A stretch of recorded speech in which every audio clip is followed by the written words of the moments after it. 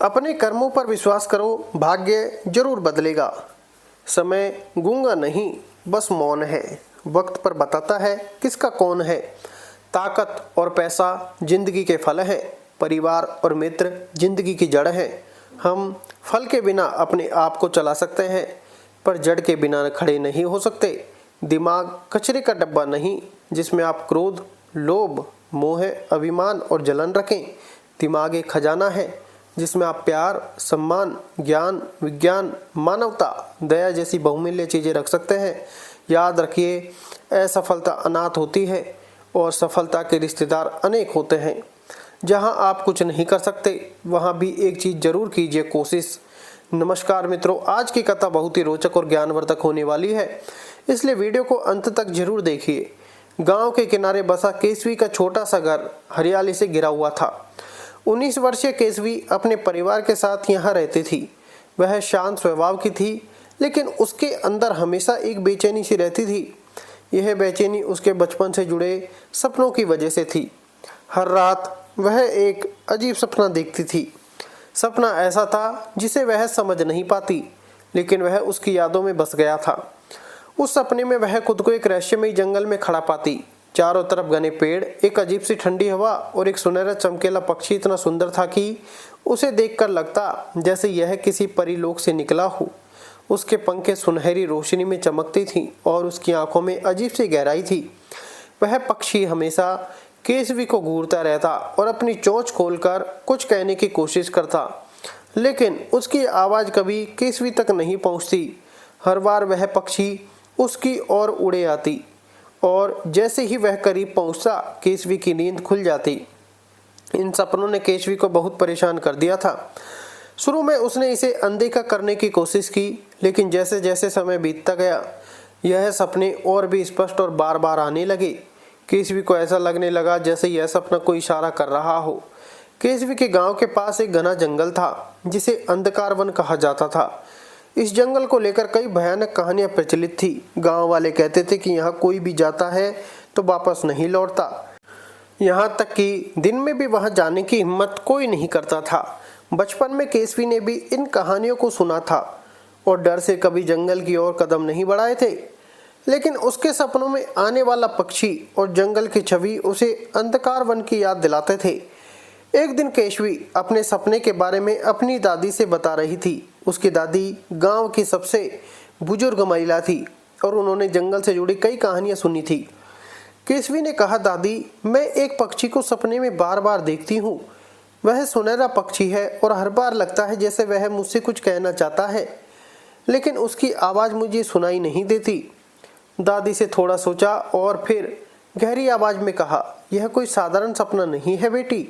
पुराने समय में लोग कहते थे कि अंधकार वन में एक रहस्यमयी पक्षी रहता था। उसे जंगल का संरक्षक माना जाता था, लेकिन जब से जंगल में कुछ काला जादू हुआ, वह पक्षी गायब हो गया। हो सकता है कि वही पक्षी तुझसे संपर्क करने की कोशिश कर रहा हो। केसवी ने हैरानी से पूछा, लेकिन वह मुझसे संपर्क क्यों करेगा?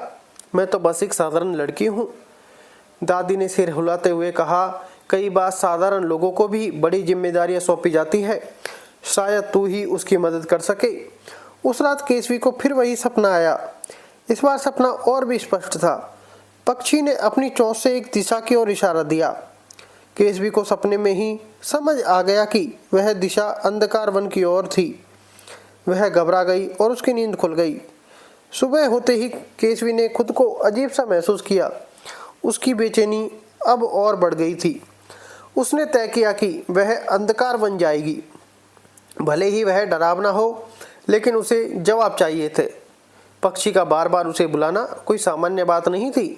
केसवी ने अपने बैग में कुछ जरूरी सामान रखा, एक टॉर्च, पानी की बोतल और अपनी दादी का दिया हुआ एक पुराना ताबीज। दादी ने कहा था कि यह ताबीज उसे बुरी शक्तियों से बचाएगा। उसने अपने परिवार से कुछ नहीं कहा, क्योंकि वह जानती थी कि कोई उसे जाने नहीं देगा। जैसे ही केसवी ने जंगल में के किनारे कदम रखा, उसे महसूस हुआ कि वहां की हवा अलग थी। ठंडी लेकिन बोझिल पेड़ इतने ऊंचे थे कि सूरज की रोशनी भी जमीन तक नहीं पहुंच पा रही थी। केसवी ने गहरी सांस ली और अंदर की ओर चल पड़ी। जंगल में कदम रखते हुए केसवी को अजीब अजीब आवाजें सुनाई देने लगी। वह हर कदम पर सतर्क हो गई। उसकी आंखें चारों ओर घूम रही थी, लेकिन वहां कोई नहीं था। जैसे जैसे वह आगे बढ़ी, उसे महसूस हुआ कि वह अकेली नहीं है। उसे बार बार ऐसा लगता जैसे कोई उसे देख रहा हो। कुछ देर चलने के बाद वह एक पुराने पेड़ के पास रुकी। वहां अचानक हवा तेज हो गई और पेड़ों के पत्ते हवा से हिलने लगे। तभी वह पक्षी उसकी आंखों के सामने प्रकट हुआ। केसवी उसे देखकर हैरान रह गई। यह वही सुनहरा पक्षी था जिसे उसने सपनों में देखा था। पक्षी उसकी ओर उड़ा और पास आकर बैठ गया। केसवी ने उसकी ओर देखते हुए कहा, क्या तुम वही हो जो मुझे सपनों में दिखाई देता है? पक्षी ने अपनी चोंच खोली और इस बार उसकी आवाज़ स्पष्ट थी। उसने कहा, हाँ केशवी, मैं वही हूँ, मुझे तुम्हारी मदद चाहिए।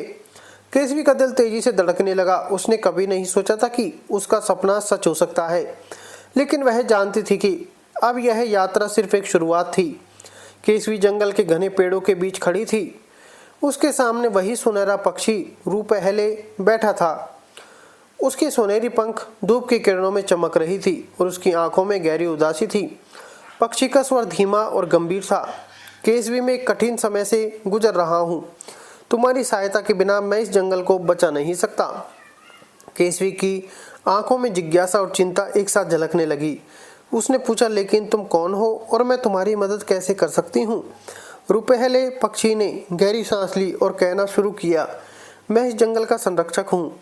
बहुत पहले यह जंगल हरे भरे पेड़ों, बहते झरनों और अनगिनत जीव जंतुओं का घर था। यहाँ हर कोई खुशहाल था, लेकिन बरसों पहले एक काले जादूगर ने इस जंगल को अपनी जादू से श्रापित कर दिया।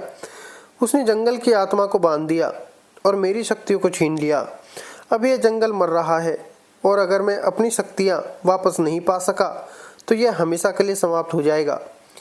केसवी ने ध्यान से उसकी बात सुनी। उसे समझ नहीं आ रहा था कि वह इस स्थिति में क्या कर सकती है। लेकिन मैं एक साधारण लड़की हूँ, मैं तुम्हारी कैसे मदद कर सकती हूँ? उसने पूछा। पक्षी ने उसकी आंखों में देखते हुए कहा, तुम साधारण नहीं हो केसवी, तुम्हारा दिल शुद्ध और निडर है, इसलिए मैंने तुम्हें चुना है। मुझे अपनी खोई हुई शक्तियाँ वापस पाने के लिए एक खास तालाब तक जाना होगा, जिसे जीवन तालाब कहते हैं। लेकिन वहाँ तक पहुँचना आसान नहीं है। रास्ता खतरों और जादू से भरा हुआ है। मुझे किसी ऐसे साथी की जरूरत है जो मेरे साथ इस यात्रा में मेरा सहारा बने। केसवी के मन में डर और उत्साह दोनों थे। उसने पूछा, जीवन तालाब कहाँ है? रुपहले पक्षी ने आसमान की ओर देखा, जैसे दिशा का अनुमान लगा रहा हो। फिर उसने कहा, ये जंगल के सबसे गहरे हिस्से में छिपा हुआ है। वहाँ तक पहुँचने के लिए हमें कई बाधाओं का सामना करना पड़ेगा।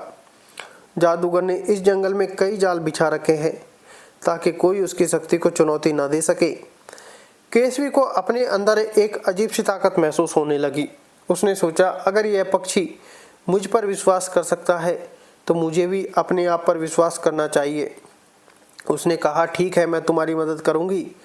रुपहले पक्षी ने अपने पंख फड़फड़ाए, जैसे उसकी बात से उसे साहस मिला हो। उसने कहा, ध्यान रखना, यह सफ़र आसान नहीं होगा। रास्ते में हम कई अदृश्य दुश्मनों का सामना करेंगे, लेकिन अगर हम एक साथ रहे तो हम सफल हो सकते हैं। दोनों ने अपनी यात्रा शुरू की। जंगल का हर कोना एक नई कहानी कहता था। पेड़ों के नीचे छिपे अंधेरे में अजीब आवाज़ें आती, जो कभी तो डरावनी लगती और कभी चेतावनी जैसी। केशवी ने अपने ताबीज को कसकर पकड़ रखा था, जो उसकी दादी ने उसे दिया था। उसे यकीन था कि यह ताबीज उसकी रक्षा करेगा। कुछ देर चलने के बाद केसवी ने महसूस किया कि जंगल का तापमान अचानक बदल रहा है। ठंडी हवा धीरे धीरे गर्म होने लगी। पेड़ों के पत्ते सूखकर गिर रहे थे और चारों ओर एक अजीब सन्नाटा छा गया। केसवी ने धीरे से पूछा, क्या यह जादूगर की चाल है? रुपहले पक्षी ने उसकी बात का जवाब देते हुए कहा, हाँ, यह जादूगर की शक्ति का असर है। उसने इस जंगल को अपनी काली ताकतों से बांध रखा है। यह सन्नाटा एक संकेत है कि हम उसके क्षेत्र में प्रवेश कर रहे हैं। थोड़ी ही देर में दोनों एक पत्थरों से भरे रास्ते पर पहुंचे। पत्थर इतने नुकीले थे कि उन पर चलना लगभग असंभव लग रहा था। केसवी ने अपने कदम संभालते हुए कहा, यहाँ से पार करना बहुत मुश्किल होगा। रुपहले पक्षी ने कहा, ध्यान से देखो, इन पत्थरों के बीच एक गुप्त रास्ता है। इसे खोजने के लिए तुम्हें अपने दिल की आवाज़ सुननी होगी। केसवी ने गहरी सांस ली और आंखें बंद कर ली। उसने अपने मन में शांति लाने की कोशिश की और अपने चारों ओर के वातावरण को महसूस करने लगी। कुछ पलों बाद उसे एक हल्की सरसराहट सुनाई दी। उसने अपनी आंखें खोली और देखा कि पत्थरों के बीच एक हल्की सी रोशनी थी। यह रहा रास्ता, उसने उत्साह से कहा। दोनों उस रोशनी की ओर बढ़ने लगे। जैसे ही उन्होंने उस रास्ते पर कदम रखा, पत्थरों का अजीब स्वरूप बदलने लगा। वे अब एक सामान्य रास्ते में तब्दील हो गए थे। केशवी ने राहत की सांस ली और आगे बढ़ी। कुछ देर बाद वे एक छोटे से झरने के पास पहुंचे। झरना शांत था, लेकिन उसके पानी में एक अजीब चमक थी। रुपहले पक्षी ने कहा, यह झरना शुद्धि का प्रतीक है। हमें यहाँ से गुजरने से पहले इस पानी को छूकर अपनी नीयत शुद्ध करनी होगी। केशवी ने झरने के पानी को अपने हाथों से छुआ। उसे ऐसा लगा जैसे उसकी सारी चिंताएं और डर उस पानी के साथ बह गए हों। रुपहले पक्षी ने भी अपने पंखों को झरने के पानी से धोया। आगे का रास्ता और भी चुनौतीपूर्ण लग रहा था। पेड़ों के तने झुके हुए थे और ऐसा लग रहा था जैसे वे रास्ता रोकने की कोशिश कर रहे हों।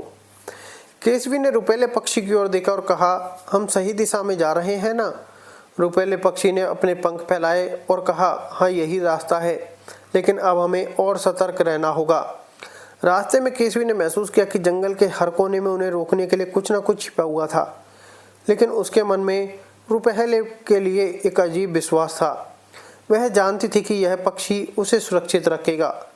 रुपहले ने निशा की ओर देखा और कहा, तुमने अभी तक बहुत साहस दिखाया है, लेकिन आगे का सफ़र और भी कठिन होगा। याद रखना, डर न मना है। केशवी ने मुस्कुराते हुए कहा, मैं तैयार हूँ। यह सफ़र उनके लिए एक नई शुरुआत थी। केशवी को यह समझ आने लगा था कि यह सिर्फ एक जंगल की यात्रा नहीं थी, बल्कि उसकी आत्मा की परीक्षा भी थी।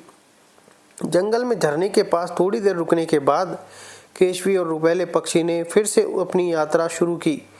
जंगल अब और भी घना हो चुका था। जहाँ पहले पेड़ों के बीच से हल्की धूप झांक रही थी, वहाँ सिर्फ अंधेरा था। हवा भी भारी होने लगी थी, जैसे उसमें कोई अदृश्य ताकत घुली हो। केशवी ने चारों ओर देखा। उसे लग रहा था जैसे पेड़ भी उन्हें घूर रहे हैं। हर तरफ से अजीब आवाज़ें आ रही थी, कभी पक्षियों की चीख, कभी पत्तों की सरसराहट और कभी कभी तो ऐसी आवाज़ें जैसे कोई उनके करीब चल रहा हो।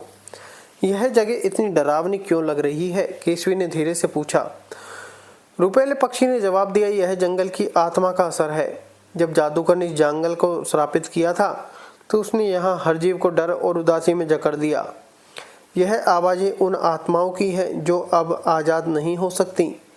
केशवी को उसकी बात सुनकर अजीब सी ठंडक महसूस हुई, लेकिन उसने हिम्मत नहीं हारी और रुपहले पक्षी के पीछे पीछे चलती रही।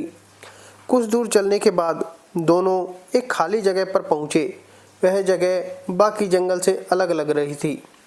वहाँ कोई पेड़ नहीं था, सिर्फ सूखी जमीन और बीच में एक बड़ा सा पत्थर पर कुछ अजीब चित्र बने हुए थे, जिन्हें केशवी ने पहले कभी नहीं देखा था।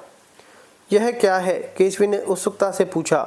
रुपहले पक्षी ने कहा, यह एक प्राचीन चित्र है। इस पत्थर के नीचे जादूगर ने जंगल की आत्मा को कैद कर रखा है। यही वजह है कि यह जगह इतनी वीरान और उदास है। केशवी ने पत्थर की ओर बढ़ते हुए कहा, क्या हमें इसे हटा सकते हैं? रुपहले पक्षी ने सिर हिलाते हुए कहा, अभी नहीं। जब तक मेरे पास मेरी पूरी शक्तियाँ नहीं होगी, हम इस पत्थर को नहीं हटा सकते। यही कारण है कि हमें जीवन तालाब तक पहुंचना होगा। जैसे ही केशवी ने पत्थर को छूने की कोशिश की, अचानक चारों ओर से अजीब सी आवाज़ें आने लगी। जमीन हिलने लगी और पत्थर के आसपास धुएं जैसी आकृतियाँ बनने लगी। यह क्या हो रहा है? केशवी ने घबराकर पूछा। रुपहले पक्षी ने तेज आवाज़ में कहा, यह जादूगर के जाल का हिस्सा है। वह नहीं चाहता कि कोई भी इस जगह को छुए। हमें तुरंत यहाँ से निकलना होगा। केशवी ने तेजी से पीछे हटते हुए रुपहले पक्षी की बात मानी। दोनों ने उस जगह से भागना शुरू कर दिया, लेकिन जैसे ही वे आगे बढ़े, धुएं की आकृतियाँ उनका पीछा करने लगी। वह आकृतियाँ धीरे धीरे इंसानी आकार में बदलने लगी। उनके चेहरे अजीब और डरावने थे और उनकी आंखों से लाल रोशनी चमक रही थी। ये कौन है? केशवी ने डरते हुए पूछा। रुपहले ने कहा, यह जंगल की श्रापित आत्माएं हैं।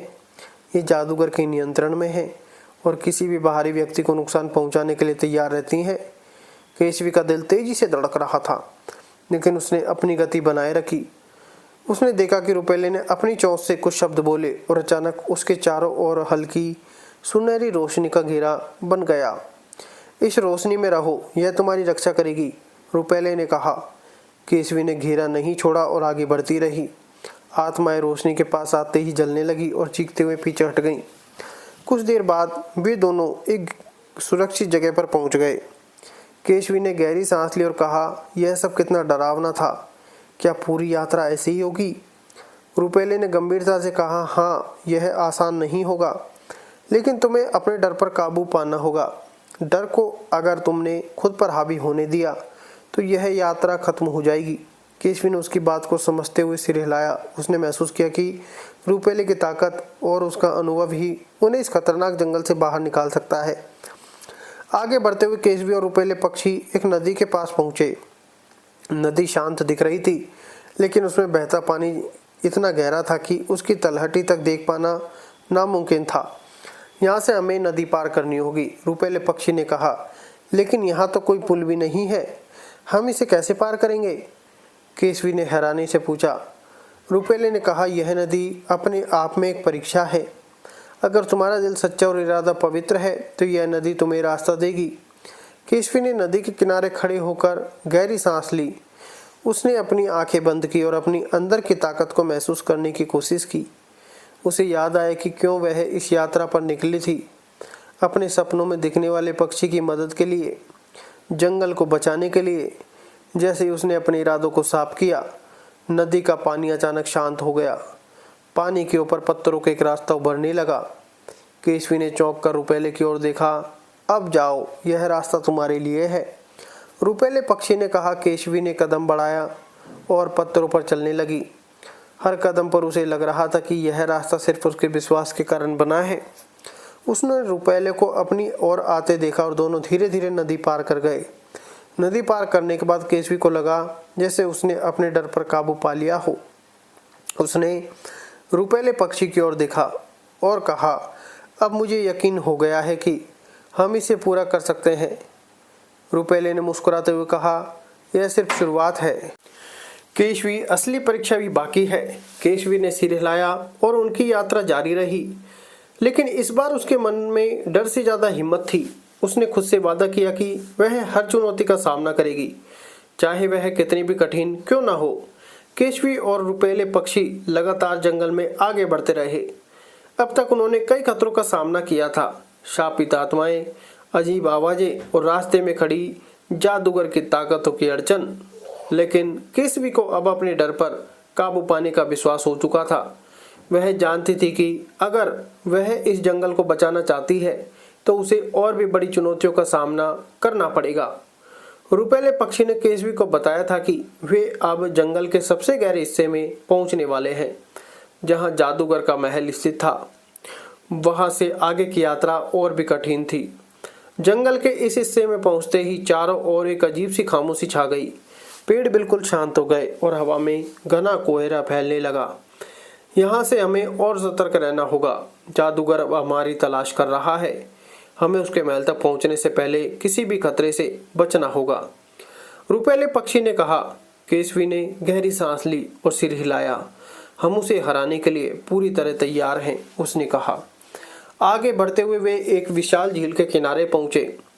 झील का पानी काला था और उसकी सतह पर कोई हलचल नहीं थी। झील के बीचों बीच एक छोटा सा द्वीप दिखाई दे रहा था, जहां एक किला खड़ा था। वह किला जादूगर का महल था। वह महल है, रुपेले पक्षी ने इशारा करते हुए कहा। वहां तक पहुंचने के लिए हमें झील पार करनी होगी, लेकिन यह झील साधारण नहीं है। जादूगर ने इस झील में अपनी शक्ति का अंश डाल रखा है। केशवी ने पानी की ओर देखा। झील का पानी काला था और उसमें किसी प्रकार की बुरी ताकत महसूस हो रही थी। उसने धीमे से कहा, हम इसे पार कैसे करेंगे? रुपेले ने अपने पंख फैलाए और कहा, हम एक दूसरे का सहारा लेकर इसे पार करेंगे। तुम्हें मेरे पास रहना होगा और तुम देखोगी कि पानी में कोई खतरनाक चीज नहीं होगी। केशवी ने अपनी हिम्मत जुटाई और झील के किनारे कदम रखा। जैसे वे पानी में उतरी, पानी ने उससे इसे ठंडे और गहरे आच्छादित कर लिया। लेकिन जैसे ही वह पानी में और गहरी होती गई, रुपेले पक्षी ने अपनी पंखों से एक सुनहरी रोशनी का घेरा जैसे बनाया, जो केशवी और उसे सुरक्षित रखता था। पानी में हलचल बढ़ने लगी और अचानक केशवी को लगा जैसे कोई अजीब छाया उसके करीब आ रही हो। झील के नीचे से एक काले विशाल रूप में राक्षस की आकृति उभरी। उसकी आंखों से लाल और सुनहरी चमक निकल रही थी और वह केशवी की ओर बढ़ने लगा। यह जादूगर का राक्षस है, रुपैले पक्षी ने कहा। यह उसकी शक्ति से पैदा हुआ है और हमें इससे बचने के लिए बहुत तेजी से चलना होगा। केशवी के दिल की धड़कन तेज हो गई। वह पानी में गहरे होती जा रही थी और राक्षस भी उसके पास आ रहा था। उसने अपनी ताकत जुटाकर कहा, मैं डरने वाली नहीं हूं, मैं इसे पार करूंगी। केशवी ने पूरी ताकत लगाकर आगे बढ़ना शुरू किया। जैसे जैसे वह आगे बढ़ी, राक्षस की आकृति भी तेजी से उसका पीछा करने लगी। रुपैले पक्षी ने अपनी चोंच से कुछ जादुई शब्द बोले और अचानक पानी में सुनहरी रोशनी का विस्फोट हुआ। राक्षस ने चीखते हुए पीछे हटना शुरू किया। उसकी आक्रामकता कम होने लगी और अंततः वह झील के तल में समा गया। हम बच गए। केशवी ने राहत की सांस ली। रुपैले ने कहा, तुमने बहुत साहस दिखाया केशवी। अब हमें महल तक पहुंचने में कोई रुकावट नहीं आएगी। जल्दी से झील को पार करते हुए वे महल के द्वार तक पहुंचे। यह महल किसी डरावने किले जैसा था। उसकी दीवारें का और खंडर जैसी थी और उसके चारों ओर अंधेरा फैला हुआ था। महल की हवा में घना का जादू था जो यहाँ तक कि सांस लेने में भी कठिनाई पैदा कर रहा था। यह जादूगर का घर है, रुपैले पक्षी ने कहा। हमें यहाँ से जल्द निकलने की जरूरत है, लेकिन इसके लिए हमें उसकी शक्ति से जूझना होगा। महल के अंदर काली दीवारों और मटमैले रोशनी के बीच एक विशाल सिंहासन नजर आया जहाँ जादूगर बैठा था। वह बहुत ही खतरनाक और डरावना दिखता था। उसकी आंखों में आग की लपटें और चेहरे पर एक घातक मुस्कान थी। तुम दोनों यहाँ क्यों आए हो? जादूगर ने अपनी गहरी और कठोर आवाज में पूछा। रुपैले पक्षी ने कहा, हम हमारे श्रापित जंगल को बचाने आए हैं। तुम्हारी काली शक्ति ने इस जंगल को और इसके जीवों को नष्ट कर दिया है। अब समय आ गया है कि तुम अपनी शक्ति को छोड़ दो। जादूगर हंसी में बोला, तुम दोनों क्या समझते हो? मैं जो चाहता हूँ वह मुझे मिलेगा। तुम दोनों मेरा कुछ भी नहीं बिगाड़ सकते। यह जंगल अब मेरा है और तुम्हारी सारी उम्मीदें नष्ट हो जाएंगी। केशवी ने साहस से कहा, हम डरने वाले नहीं हैं। यह जंगल और इसके जीव हमसे जुड़े हैं, हम इसे बचा कर रहेंगे। जादूगर की आंखों में घृणा और क्रोध दिखाई दिया। उसने अपनी उंगलियों से एक जादुई आक्रमण किया जो केशवी और रुपैले पक्षी को जकड़ने की कोशिश कर रहा था। लेकिन रुपैले ने अपनी पूरी शक्ति लगाई और एक सुनहरी ढाल बनाई जिससे जादूगर का आक्रमण नाकाम हो गया। तुम्हारी शक्तियां अब खत्म हो चुकी हैं जादूगर, रुपैले पक्षी ने कहा। यह जंगल अब बच जाएगा। केशवी ने अपनी पूरी ताकत और विश्वास से जादूगर की ओर देखा। वह जानती थी कि इस जंगल को बचाने के लिए उसे अपनी पूरी शक्ति का इस्तेमाल करना होगा। उसने एक गहरी सांस ली और अपना हाथ आगे बढ़ाया। उसकी आंखों में एक नई चमक थी और उसके अंदर एक नई ऊर्जा का संचार हो रहा था। अब जादूगर के खिलाफ लड़ाई का असली समय आ गया था। महल के अंदर का माहौल और भी भयावह हो गया था। जादूगर की आंखों में क्रोध की लपटें थीं और उसकी शक्ति से वातावरण भारी हो चुका था। केशवी और रुपैले पक्षी के सामने अब एक अद्भुत चुनौती थी। जादूगर अपनी पूरी ताकत से उन्हें हराने की कोशिश कर रहा था, लेकिन केशवी के मन में एक अजीब सी स्थिरता आ गई थी। उसे महसूस हो रहा था कि यह संघर्ष सिर्फ बाहरी नहीं बल्कि आंतरिक भी है। रुपैले पक्षी ने अपनी पंखों से सुनहरी आभा छोड़ते हुए कहा, केशवी, यह जादूगर अब अपनी पूरी शक्ति से हमला कर रहा है, लेकिन अगर तुम अपने अंदर की शक्ति को पहचान सको तो हम उसे हरा सकते हैं। केशवी ने हिम्मत जुटाई और अपने दिल की आवाज सुनने की कोशिश की। वह जानती थी कि इस युद्ध में सिर्फ बाहरी ताकतें काम नहीं आएंगी, उसे अपनी आत्मा की ताकत पर भरोसा करना होगा। उसने अपनी गहरी सांस ली और अपनी आंखें बंद कर ली। जादूगर ने उन्हें अपनी जादुई शक्तियों से जकड़ने के लिए उंगलियां उठाई और अचानक चारों ओर एक काला धुआं फैल गया। केशवी और रुपैले पक्षी को अपने आसपास का सब कुछ धुंधला और असंवेदनशील सा महसूस होने लगा। जादूगर की हंसी गूंजने लगी।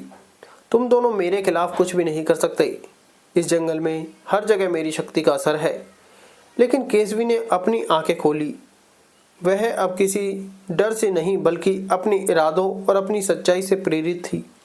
उसने बिना किसी संकोच के कहा, तुम जो चाहो कर लो जादूगर, लेकिन इस जंगल का आत्मा अब मेरे साथ है। तुम इसे कभी भी अपनी काली शक्तियों से नहीं दबा सकते।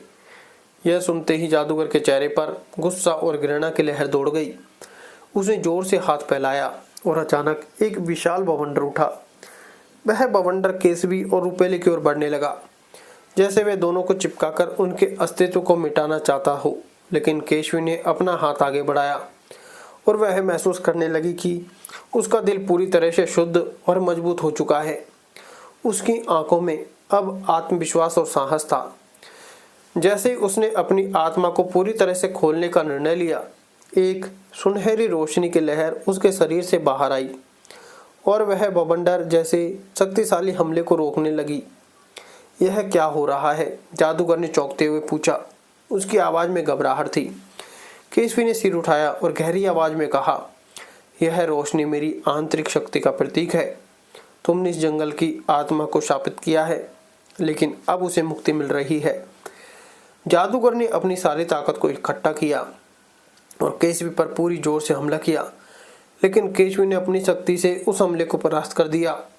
उसके अंदर की रोशनी तेज हो गई और वह रोशनी जादूगर के हमले को पूरी तरह से निगलने लगी।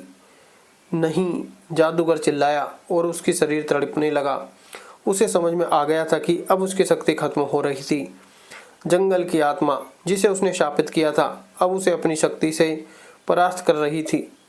केसवी ने अपनी पूरी ताकत से कहा, यह जंगल हमेशा के लिए तुम्हारी जादुई शक्ति से मुक्त हो जाए। तुम जितनी कोशिश करोगे, यह जंगल उतना ही मजबूत होगा। जादूगर के शरीर में एक अंतिम जलन के साथ उसकी सारी शक्ति समाप्त हो गई। उसने अपनी आंखें खोली और एक गहरी सांसें ली। फिर धीरे धीरे वह धरती में समाने लगा। उसकी काली शक्ति का प्रभाव खत्म होने लगा और जादूगर का अस्तित्व धीरे धीरे नष्ट हो गया। जैसे जैसे जादूगर की शक्ति समाप्त हो रही थी, जंगल के पेड़ पौधे फिर से जीवंत हो गए। उनकी हरी पत्तियां ताजगी से भर उठी और हवा में ताजगी का एहसास हुआ। झरने का पानी फिर से स्वच्छ और बहने लगा। पक्षी और अन्य जीव जंतु धीरे धीरे अपने घरों में लौटने लगे। जंगल की आत्मा को अब स्वतंत्रता मिल चुकी थी। केशवी और रुपेले पक्षी ने देखा कि जंगल फिर से खुशहाल हो गया था। यह दृश्य उनके लिए किसी सपने से कम नहीं था। केशवी ने अपनी आंखों में आंसू महसूस किए, लेकिन यह आंसू खुशी और संतोष के थे। वह जानती थी कि उसने और रुपेले पक्षी ने मिलकर इस जंगल को बचाया था। रुपेले ने कहा, तुमने अपनी पूरी ताकत और साहस से इस जंगल को बचाया केशवी। तुम सिर्फ मेरी मदद करने वाली लड़की नहीं हो, तुम इस जंगल की सच्ची संरक्षक हो। केशवी ने मुस्कुराते हुए कहा, मैंने यह सब अपने दिल की आवाज पर किया। मुझे कभी यह नहीं लगा कि यह अकेले मेरे बस में था, लेकिन तुमने मुझे विश्वास दिलाया। अब मुझे यकीन है कि जब दिल से कुछ चाहा जाए तो पूरा संसार उसे पूरा करने के लिए साथ आता है। जंगल में खुशहाली का वातावरण था। सभी जीव जंतु, पेड़ पौधे और प्रकृति फिर से जीवन से भर गई थी। केशवी और रुपेले ने साथ मिलकर यह युद्ध जीत लिया था और जंगल को उसकी खोई हुई शक्ति मिली थी। केशवी ने देखा कि उसका सपना रुपेले पक्षी अब अपनी पूरी सुंदरता में लौट चुका था। उसकी सुनहरी पंखों की चमक खूबसूरत सूरज की किरणों के साथ मिलकर और भी खूबसूरत लग रही थी। रुपेले पक्षी ने आखिरी बार केशवी की ओर देखा और कहा, तुमने इसे सच्चे दिल से किया। अब यह जंगल तुम्हारा हमेशा रहेगा। केशवी ने सिर झुका लिया और कहा, यह जंगल सिर्फ मेरा नहीं, सभी का है। हम सभी को इसे बचाए रखने की जिम्मेदारी उठानी होगी। यह घटना केशवी के जीवन का एक महत्वपूर्ण अध्याय बन गई। वह जानती थी कि अब वह केवल एक लड़की नहीं बल्कि जंगल की सच्ची संरक्षक बन चुकी थी और यह जंगल हमेशा उसके दिल में रहेगा जैसे उसका सबसे बड़ा दोस्त। जंगल में खुशहाली छा गई थी, लेकिन केशवी और रुपेले पक्षी के दिलों में एक अजीब सी उदासी थी। जादूगर की हार के बाद जंगल ने अपनी खोई हुई शांति और सुंदरता को फिर से पाया था। हर तरफ हरियाली, झरने की ठंडी धारा और पक्षियों की मीठी चहचहाहट थी, लेकिन केशवी के मन में एक खालीपन था, वह जानती थी कि यह सफर अब अपनी अंतिम पड़ाव पर था। रुपेले पक्षी पहले जैसा नहीं था। उसकी चमक दमक थोड़ी फीकी पड़ चुकी थी और उसकी आंखों में गहरी थकान झलक रही थी। वह केसवी के पास आया और धीमे से बोला, केसवी, अब मेरी यात्रा का अंत आ चुका है। केसवी ने चौंकते हुए उसे देखा। तुम क्या कह रहे हो? तुम ठीक तो हो ना? उसने पूछा। उसकी आवाज में घबराहट थी। रुपेले पक्षी ने एक हल्की सी मुस्कान दी जो उसकी थकान और दर्द को छिपाने की कोशिश कर रही थी। मैं ठीक हूँ केशवी, लेकिन यह समय मेरे लिए आ चुका है। मैंने अपना कर्तव्य निभाया है। अब मुझे जंगल से विदा लेनी होगी। क्या मतलब? केशवी ने बुरी तरह से घबराते हुए कहा। तुमने हम सबको बचाया है, तुम हमारे साथ हो, हम तुम्हें कभी नहीं जाने देंगे। रुपेले पक्षी ने धीरे धीरे अपनी आंखें बंद की और कहा, यह जंगल अब फिर से जीने लगा है। मेरी शक्ति अब इस जंगल की आत्मा में समाहित हो चुकी है। मैं हमेशा यहाँ रहूँगा, लेकिन इस रूप में नहीं। मुझे जाना होगा ताकि यह जंगल और इसके जीव पूरी तरह से स्वतंत्र हो सकें। केशवी का दिल बुरी तरह टूट गया। उसे समझ में आ गया कि रुपेले पक्षी का जीवन अब खत्म होने वाला था। वह धीरे धीरे उसके पास आई और उसे अपने हाथों में लिया। तुम हमें छोड़कर नहीं जा सकते रुपेले, तुम मेरे सबसे अच्छे दोस्त हो और मैं तुम्हें कभी अकेला नहीं छोड़ सकती, उसने आंसुओं के साथ कहा। रुपेले पक्षी ने उसकी तरफ देखा और उसके आंसुओं को महसूस किया। तुमने जो कुछ भी किया है वह अद्भुत था केशवी। तुमने मुझे और इस जंगल को बचाया है। अब मेरा समय समाप्त हो चुका है। मेरे जाने से तुम्हें कोई नुकसान नहीं होगा। यह जंगल अब तुम्हारे भरोसे है। तुम इसे हमेशा बचाए रखना। केशवी ने अपनी पूरी ताकत लगाकर उसे अपनी गोदी में लिया। वह अब भी मानने के लिए तैयार नहीं थी कि उसका प्रिय दोस्त रुपेले अब हमेशा के लिए उससे दूर जा रहा था।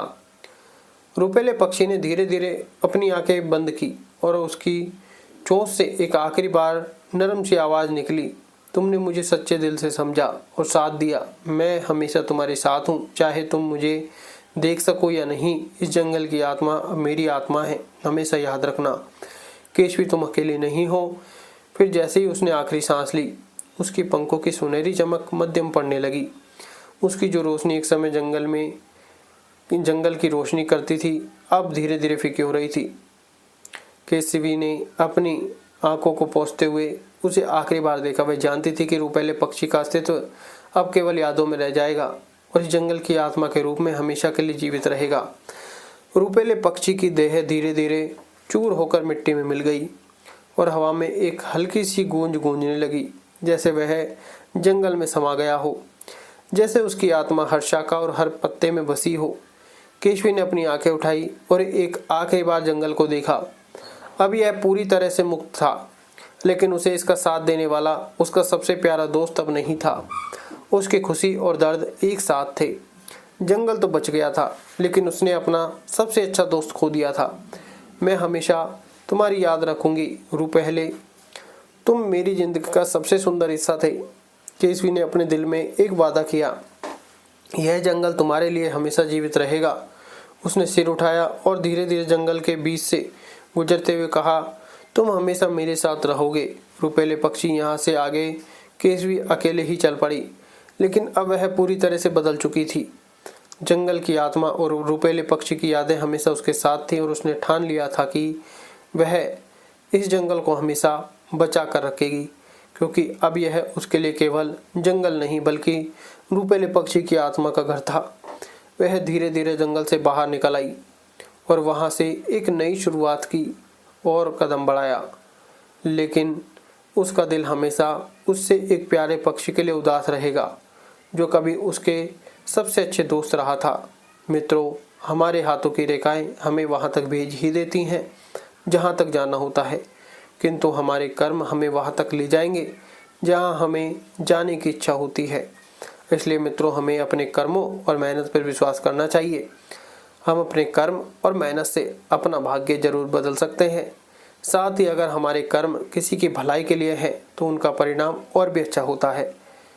मित्रों, मुझे उम्मीद है कि यह कहानी आपको जरूर पसंद आई होगी। कहानी कैसी लगी कमेंट करके जरूर बताएं। वीडियो को लाइक शेयर करें और चैनल को सब्सक्राइब करें। धन्यवाद। राधे राधे।